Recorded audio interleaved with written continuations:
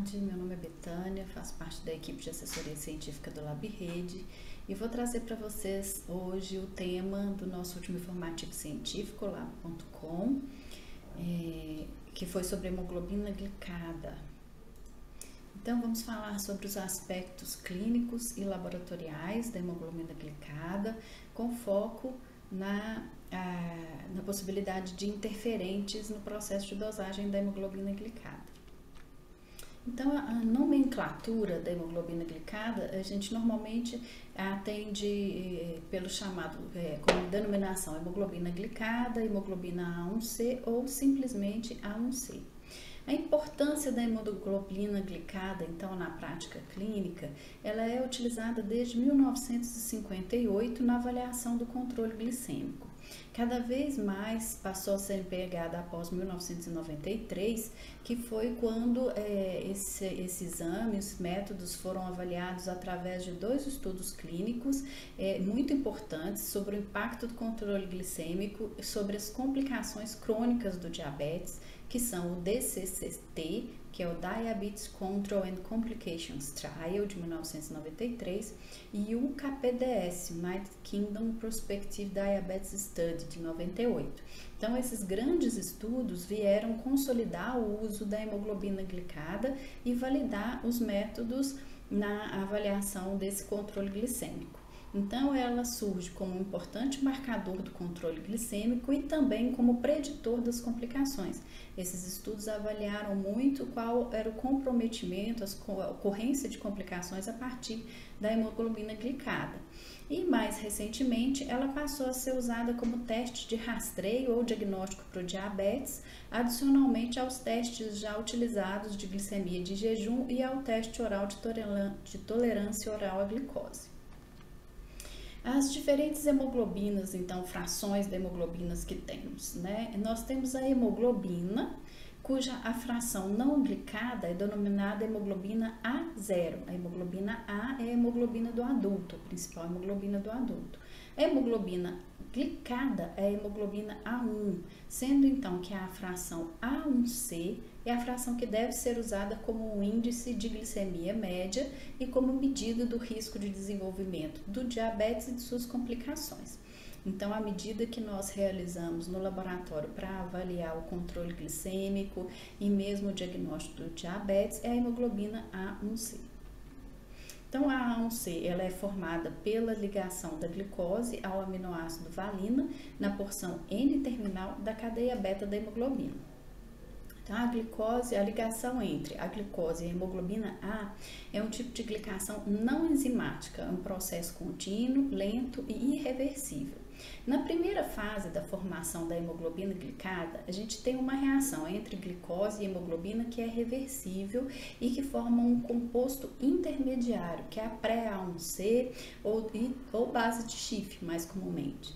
Na segunda fase, a gente já tem um composto estável, uma cetoamina não mais dissociável, e aí nós temos a hemoglobina A1C ou A1C propriamente dita.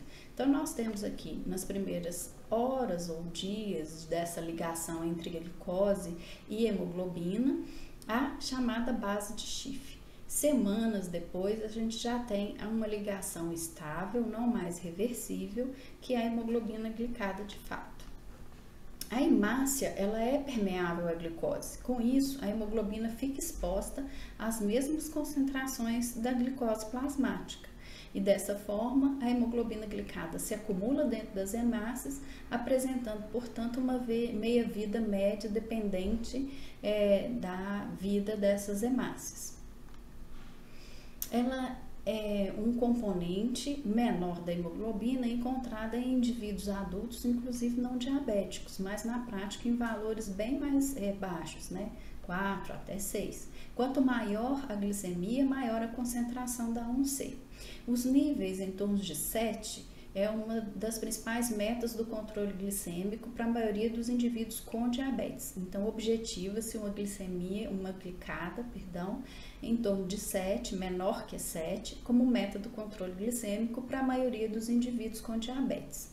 Os estudos DCCT e o KPDS indicaram que as complicações crônicas começam a se desenvolver quando os níveis de A1C estão permanentemente acima de 7, por isso esse corte é importante.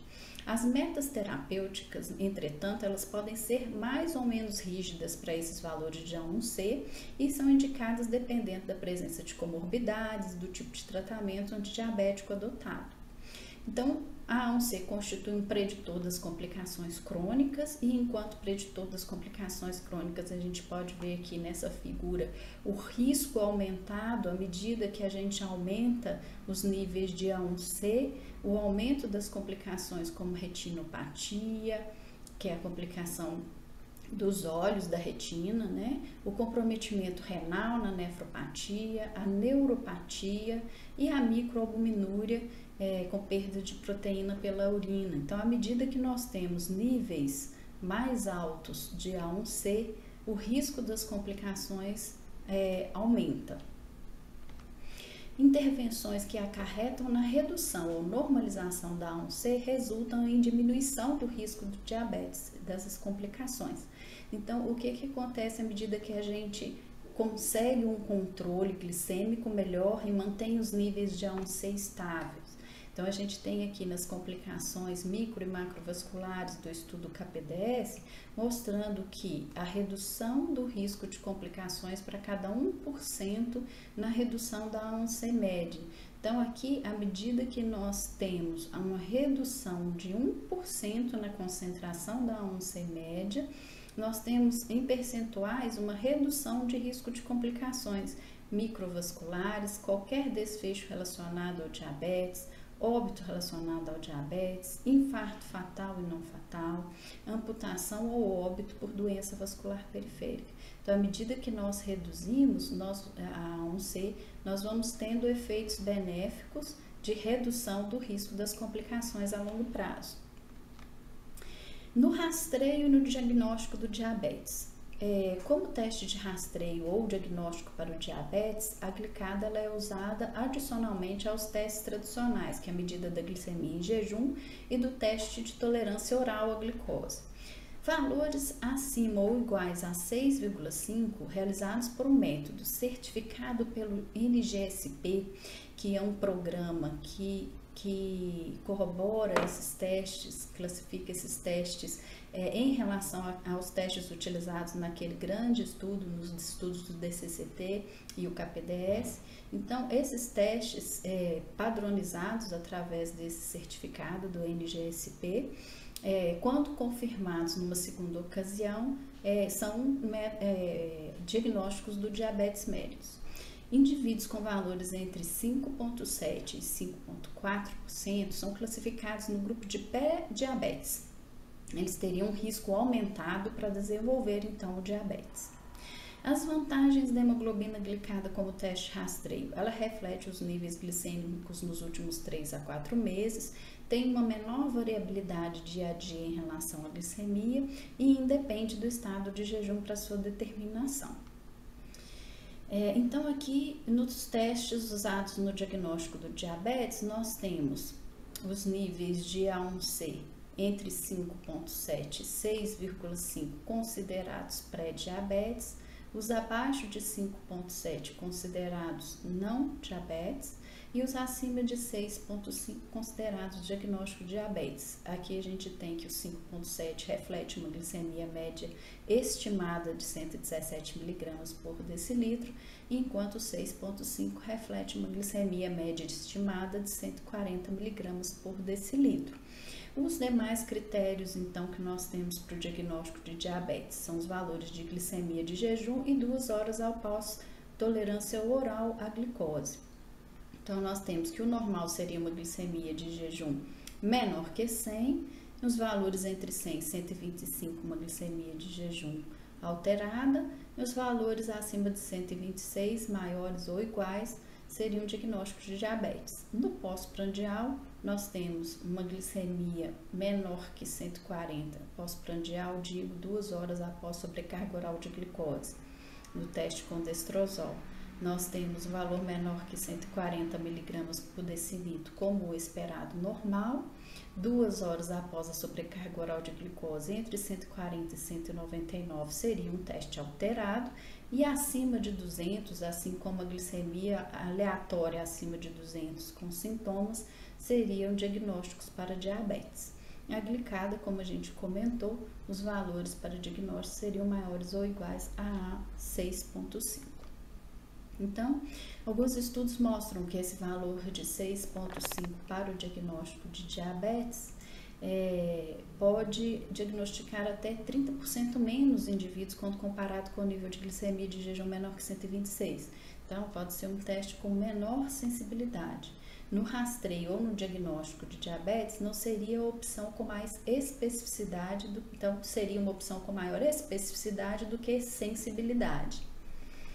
Por outro lado, a conveniência da realização do teste, como ausência de jejum e menor variabilidade biológica, assim como a estabilidade da amostra após a coleta, são benefícios que podem suplantar esse aspecto, né?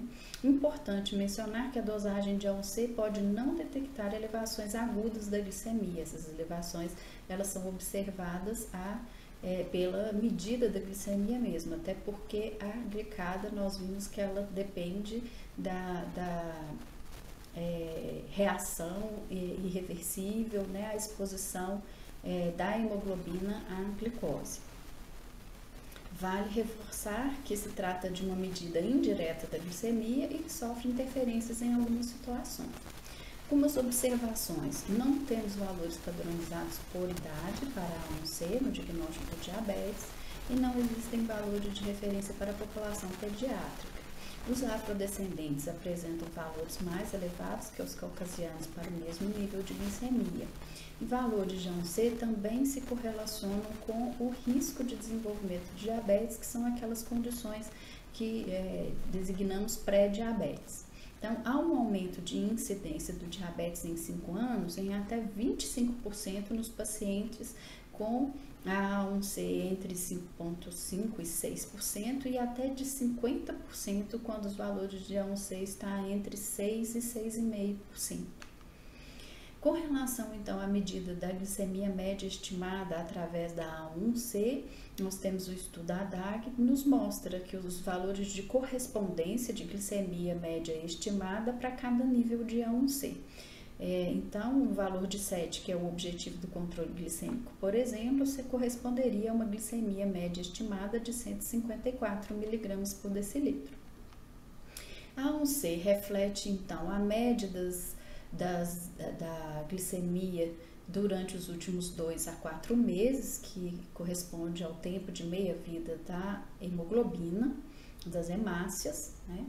A glicemia recente é a que mais influencia o valor da A1C e o impacto das glicemias mais relevantes na A1C é da glicemia mais recente, sendo que o impacto maior é a do mês que precede a coleta do exame de sangue e menor à medida que se distancia da data da coleta. Então, os 3, 4 meses anteriores corresponderiam a um impacto no valor da glicose, da glicada, de 25%, o segundo mês que antecede a coleta também 25%, e o primeiro mês teria um impacto de 50% no valor da glicada. A frequência dos testes de A1C e as metas para essa dosagem, então. Pelo menos 2 vezes ao ano para todos os pacientes diabéticos e 4 vezes ao ano, a cada 3 meses, para aqueles diabéticos que tenham sido submetidos a uma alteração do esquema terapêutico ou que não estejam atingindo os objetivos do tratamento vigente. A meta para A1C no controle glicêmico é inferior a 7 para indivíduos adultos não gestantes. Para gestantes, a A1C não é usada como um parâmetro de controle, mas sim a glicemia. E para crianças, adolescentes e idosos, as metas podem ser individualizadas. O tempo para o retorno ao normal dos níveis de A1C depois da normalização da glicemia. Então, aquele indivíduo que foi submetido a uma alteração no seu esquema terapêutico, no seu tratamento, Em quanto tempo a gente espera ver um impacto da glicada, né? Qual será o tempo em que essa glicada vai refletir aquele tratamento? Então, os níveis de A1C não retornam ao normal imediatamente após a normalização da glicose sanguínea. O prazo seria de 8 a 10 semanas aproximadamente para essa normalização. Então, a avaliação de eficácia do tratamento antes desse prazo, a A1C não vai refletir o efeito da mudança recente, o que poderá ser verificado através da avaliação da glicemia. Então, o controle diante de uma mudança recente de esquema terapêutico é melhor com a glicemia, a medida da glicemia. Com relação à glicada, nós vemos aqui no gráfico o tempo, né, de redução da A1C em pacientes bem controlados com um tratamento adequado. Então, à medida que nós temos um prazo aqui de cerca de 8 semanas, nós temos, né, uma estabilização, uma redução mais lenta na curva de queda da glicada. Então, esse aqui seria um prazo útil para a avaliação da glicada mediante alteração do tratamento. O impacto também é variável da glicemia sobre uma falsa normalidade dos níveis de A1C, então é importante a gente considerar que a avaliação da glicose deve ser feita junto com a avaliação da glicada, isso porque nós temos pacientes com a glicada estável diante de um bom controle de níveis de glicemia, mas nós podemos ter um paciente com valor de glicada próximo ao do paciente bem controlado, em que temos oscilações do nível de glicemia, e isso não é interessante. A análise laboratorial. Então, agora passando para a parte laboratorial mais técnica da mensuração da glicemia, glicada. A fase pré-analítica. Variabilidade biológica, que é a variabilidade individual. A idade, existe uma relação entre a elevação dos níveis de A1C com a idade, segundo o estudo de Nuttall de 99, o aumento médio seria de aproximadamente 0,11 a 0,15 por década, dependendo do método analítico utilizado. Raça ou etnia, nós também já comentamos que existe uma certa diferença dos níveis de A1C de acordo com raça ou etnia, independentemente dos níveis glicêmicos, né? Como é o exemplo dos afro-americanos, que tendem a ter níveis mais elevados de A1C. A coleta, o processamento e a conservação das amostras, aqui falamos da fase pré-analítica, antes de analisar a amostra. Com relação ao preparo, não precisa jejum, né, mas resultados acurados são obtidos em amostras isentas de hipertrigliceridemia, então o excesso de triglicérides na amostra é prejudicial. Coleta, o sangue venoso, também pode ser usado sangue capilar. Os tubos devem conter anticoagulantes, sendo que o EDTA é o anticoagulante mais indicado. Estabilidade, o sangue total é estável sob refrigeração, entre 2 e 8 graus. Com relação à fase analítica, métodos laboratoriais, existem dois principais métodos analíticos para dosagem de A1C, com base na separação e na quantificação das frações na prática clínica, nos laboratórios clínicos habituais, que são a cromatografia de troca iônica, a eletroforese capilar e a cromatografia por afinidade, por exemplo, e com base nas reações químicas, são os imunoensaios e os ensaios imunoenzimáticos. Com relação à avaliação do desempenho analítico desses métodos, é importante que o laboratório tenha um programa de controle interno da qualidade da dosagem de A1C e que participe de programas de ensaio de proficiência nacional e internacional, se possível. A padronização dos métodos laboratoriais para dosagem da A1C é importante. Recomenda-se que os métodos sejam utilizados aqueles certificados pelo National Glycohemoglobin Standardization Program, que é o NGSP, que nós comentamos anteriormente, com rastreabilidade de desempenho analítico pelo método utilizado no DCCT, que correlacionou os níveis da glicada com as complicações.